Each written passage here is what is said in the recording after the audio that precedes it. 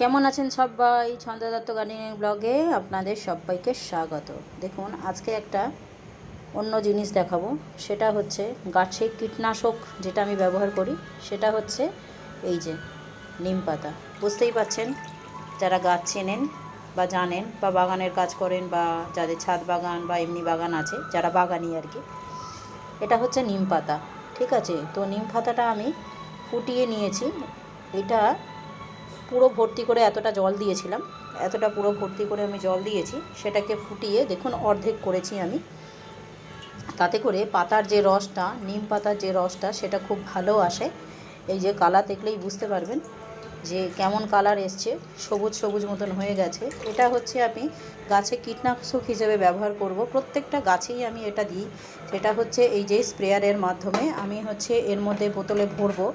ভরে যদি একটু মনে হচ্ছে 2 লিটার হয়ে যাবে, তো এই বোতলে ভরবো। এটা হচ্ছে 2 লিটারের একটা স্প্রেয়ার।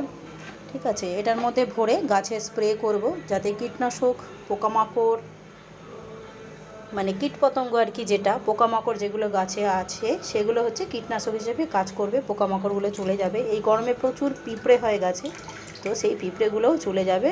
তো চলো আজকে এই পর্যন্ত, টাটা।